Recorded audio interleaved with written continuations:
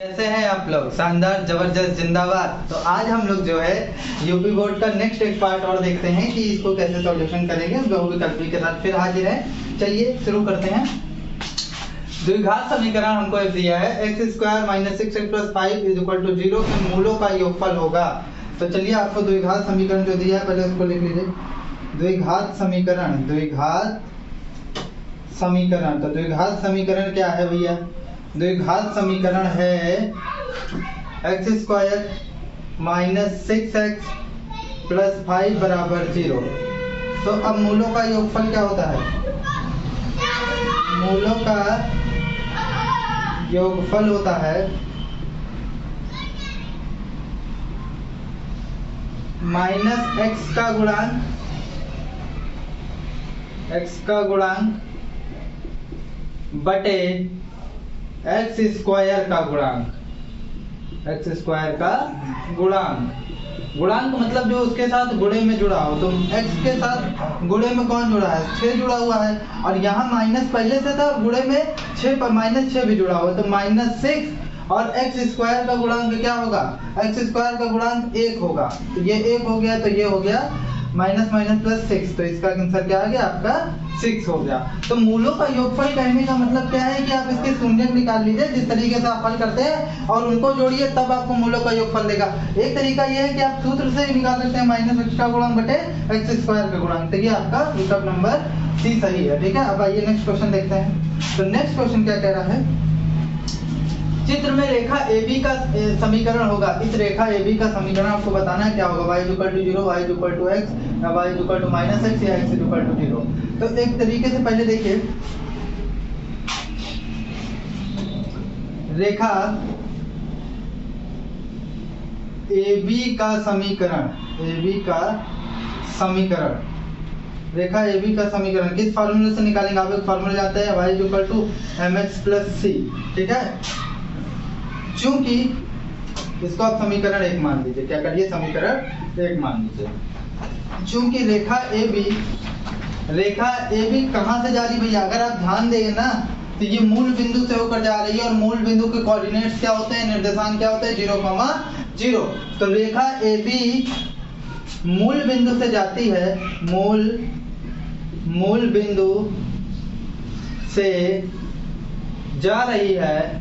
मूल बिंदु से जा रही है, इसलिए देखिए, समीकरण 1 से, समीकरण कहां से भैया? समीकरण 1 से y = mx + c है। तो x अगर वो मूल बिंदु से जा रही है तो इसको संतुष्ट भी करेगी, क्योंकि उधर से जा रही है। तो इस पर रख देते हैं। तो रख देंगे तो क्या हो जाएगा? 0 जो भी बिंदु उस लाइन पे होगा तो उसके समीकरण को संतुष्ट करना चाहिए, ये नियम है।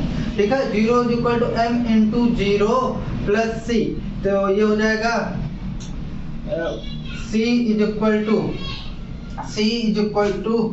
क्या हो जाएगा? 0 हो जाएगा। अगर आप इसको कैलकुलेट करेंगे, देखिए मैं आपके लिए अच्छे से इसको कैलकुलेट कर देता हूँ। 0 = 0 + c, यानी c = 0। तो ये हो गया 0। तो c की वैल्यू कितनी आई? 0 आ गई। क्या आ गई? 0 आ गई।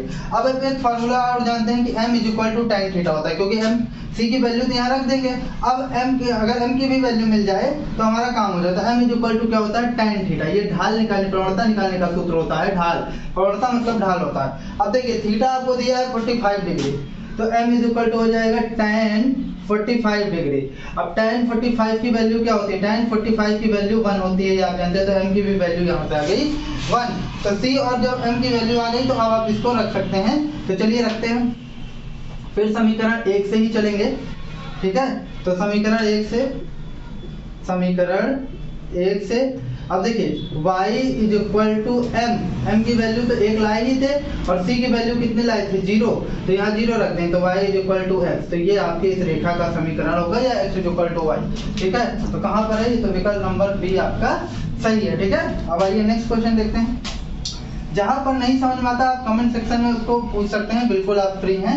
ठीक है, देखिए, 4 आदमियों की आमदनी 1 लाख रुपए, 2 लाख रुपए, 3 लाख रुपए और 4 लाख रुपए वार्षिक है। 4 आदमियों के वार्षिक आय का समांतर माध्य होगा। हमने पीछे भी आपको बताया है कि जितने भी आंकड़े आपको दिए हों उसको जोड़कर उसमें जितने भी हों उससे भाग लगा दीजिए। तो क्या होगा? डायरेक्ट करते हैं। तीसरा नंबर, 1 लाख रुपए, 2 लाख रुपए, 3 लाख रुपए और 4 लाख रुपए, ठीक है। अब टोटल कितने कितने हैं, 1 2 3 4 आदमी है, तो 4 से आप भाग लगाइए, जोड़िए जरा, 2 1 3 3 3 6 6 4 10, तो 10/4 हो जाएगा।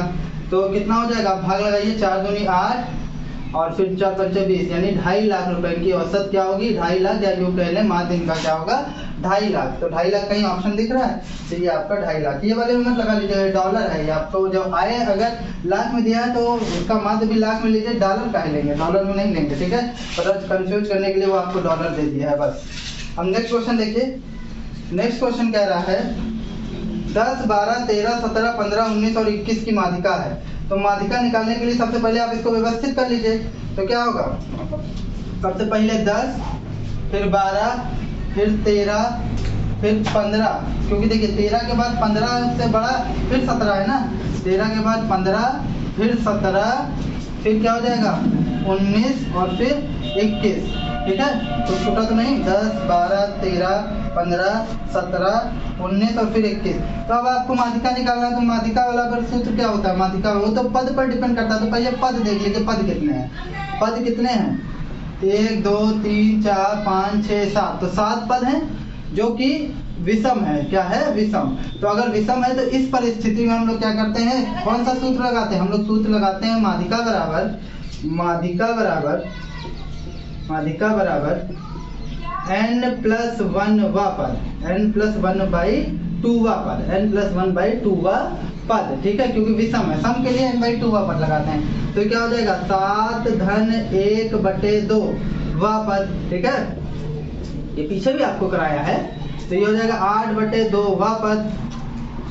अगर सिंपली एक लाइन में कहें तो चौथा पद इसका क्या होगा, माध्यिका होगा, चौथवा पद, ठीक है। तो अब चौथवा पद क्या है, आप खुद बताइए, गिन लीजिए यहीं से, 1 2 3 4, तो क्या होगा 15। तो माध्यिका बराबर कितना आएगा, 15 आएगा। तो 15 कहाँ पर दिख रहा है, ये नहीं, सी नंबर, कौन सा, सी नंबर आपका सही है, ठीक है। नेक्स्ट क्वेश्चन देखिए, कह रहा है एक अर्धगोले की त्रिज्या 4 सेंटीमीटर है।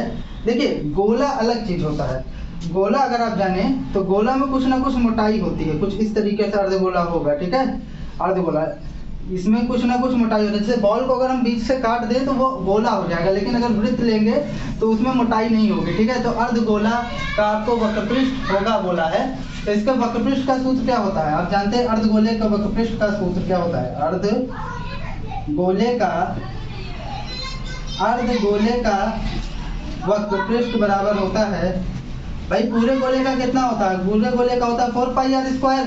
तो अर्धगोला यानी उसी का आप आधा कर दीजिए, तो आधा करेंगे तो कितना हो जाएगा 2πr², ठीक है। अब 2 ये हो जाएगा पाई, और r की वैल्यू कितनी है, देखिए त्रिज्या ही r होती है, क्योंकि त्रिज्या को हम r से डिनोट करते हैं, ठीक है। तो r कितना है आपका, r 4 है, तो ये 4 हो जाएगा, 4 का वर्ग, तो ये हो जाएगा 2 पाई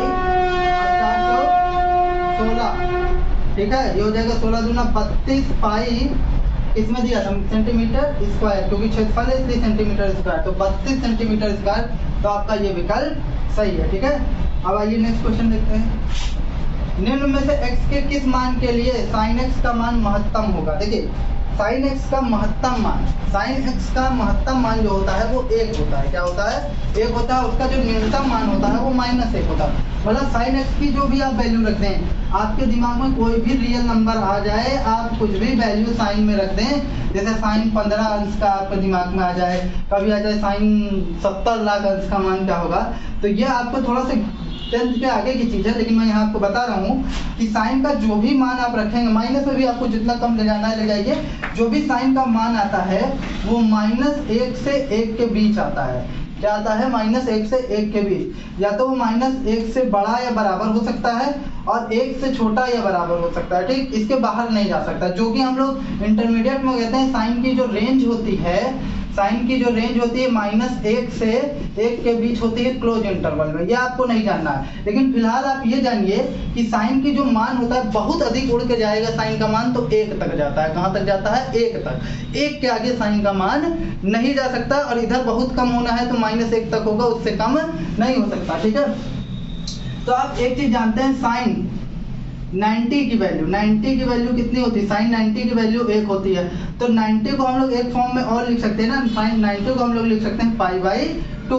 तो पाई बाई 2 पर अगर x साइन x में हम x को वैल्यू दे दें पाई बाई 2, x को क्या वैल्यू दे दें पाई बाई 2, तो साइन की ये क्या हो जाएगा साइन पाई बाई 2। आप जानते हैं साइन पाई बाई 2 यानी कि 90, क्योंकि पाई का वैल्यू 180 वो कट जाएगा तो कितना हो जाएगा 90 हो जाएगा। अब जब वो 90 होगा तो साइन 90 की वैल्यू 1, और अभी भी मैंने आपको बताया कि साइन का मान बहुत उड़ के जाएगा तो 1 तक जाएगा, 1 से ज्यादा नहीं जा सकता। ठीक है, ये हम लोग आगे इंटरमीडिएट में चर्चा करेंगे कि ऐसा क्यों होता है। ठीक है, अब तो हम लोग ये जानते हैं कि साइन का मान अधिकतम कहाँ पर आएगा, जब हम x को पाई बाई 2 वैल्यू देंगे। तो इसी के साथ आपका ये टॉपिक समाप्त होता है। अगर वीडियो आपको अच्छे लगे तो कमेंट, लाइक और सब्सक्राइब कीजिए।